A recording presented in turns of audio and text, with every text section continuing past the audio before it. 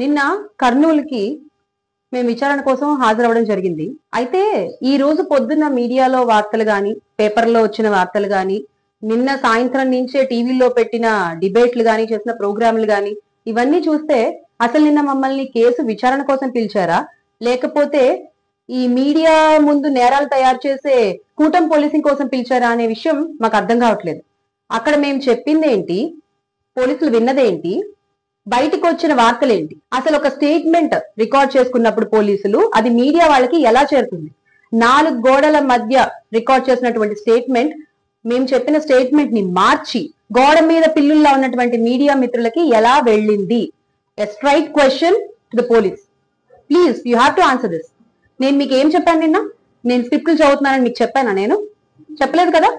మరి ఎందుకు అలా చెప్పారు? బయటికి మీరు చెప్పారా, లేకపోతే బయట ఉన్న మీడియా మిత్రులు వాళ్ళు మీరు చెప్పిన వార్తను ఏమన్నా మార్చి వాళ్ళకి అనుగుణంగా మార్చుకున్నారా?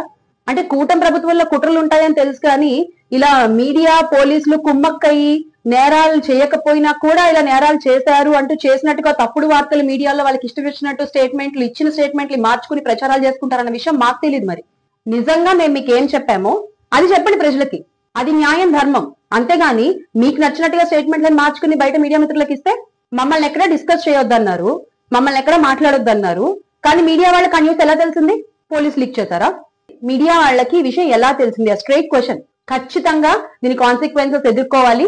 ఎవరు తప్పు చేశారో వాళ్ళకి ఖచ్చితంగా విచారణ జరిపి మరి అసలు నిజం ఏంటి అనేది ప్రజలకు చూపించాల్సిన బాధ్యత ఖచ్చితంగా మాపై ఉంది. కాబట్టి పోలీసులకి, అలాగే ఏ అయితే ఫేక్ వార్తలు ప్రచారం చేస్తున్న మీడియా వాళ్ళకి ఖచ్చితంగా లీగల్ గా ప్రొసీడ్ అవడం జరుగుతుంది.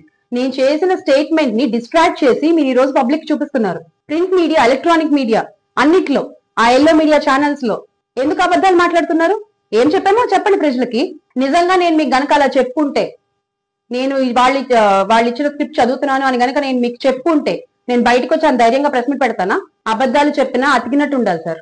మీకు నచ్చినట్టుగా, మీకు అనుగుణంగా చెప్పిన మాటల్ని మార్చేసుకుని ఎంత దారుణం అంటే ఈ రోజు ఆ పేపర్ కటింగ్స్ కూడా అందరు చూడొచ్చు. కాకపోతే దాని మీద కూడా వీళ్ళు పేపర్ కటింగ్లు ఎక్కడా చూపించకూడదు అని చెప్పి ఒక స్టే తెచ్చుకున్నారు కదా. అవును, మరి వాళ్ళు అబద్ధాలు రాస్తారు కాబట్టి అవి ఎక్కడ మళ్ళీ చూపించి మాట్లాడకూడదు కాబట్టి వాళ్ళు అలాంటి స్టేలు తెచ్చుకుంటారు. అందుకే ఈ రోజు నేను మీకు ఈ పోస్ట్ కింద అటాచ్ చేస్తాను కొన్ని పేపర్ కటింగ్స్. ఈ విషయం ఖచ్చితంగా తెలియాలి. ఆ తప్పుడు లీక్ పై పూర్తి విచారణ కూడా జరగాలి. ఇతివృత్తాలతో కాకుండా అసలు నిజం ఎంతుందో ప్రజలకి తెలియాలి. మేము మాట్లాడింది, ఎందుకంటే నేను సంతకాలు కూడా చేశాను కదా.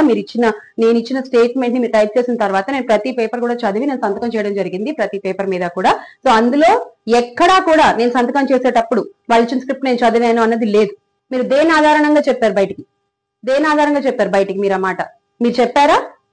మీరు చెప్పలేదంటే ప్లీజ్ చెప్పండి, మాకు తెలీదు ఎలా వచ్చిందో అని. మరి మీడియా వాళ్ళకి ఎలా తెలిసింది? మీడియా వాళ్ళ సోర్స్లు ఏమైనా పోలీస్ డిపార్ట్మెంట్ లో ఉన్నాయా? కూటమిపై ఎలాగో ఎవ్వరికీ నమ్మకం లేదు. కనీసం పోలీసులు, ఈ మీడియా వ్యవస్థల పైన నమ్మకం పోకుండా చూసుకోండి. డెఫినెట్ గా దీని మీద మేము ఫైట్ చేస్తాము, ఎంత దూరమైనా వెళ్తాము. నేను చెప్పింది ఏంటి, అక్కడ బెల్ట్ షాపుల వల్ల ప్రమాదాలు జరుగుతున్నాయి, మద్యం ఎక్కువగా తీసుకోవడం వల్ల ప్రమాదాలు జరుగుతున్నాయి. కూటమి ప్రభుత్వం ఈ బెల్ట్ షాపుల గురించి ఆలోచించాలి, వాటి నిర్మూలన కోసం ప్రయత్నించాలి, పోరాడాలి అని నేను చెప్తే దాన్ని మీరు ఎంత దారుణంగా మార్చారండి. ఇంత దారుణంగా మార్చేశారు మీరు. అసలు తప్పు సార్ ఇది. Definitely you're going to face the consequences. నా స్టేట్మెంట్ డిస్టార్ట్ చేసినందుకు. Will fight. Let's see. Thank you.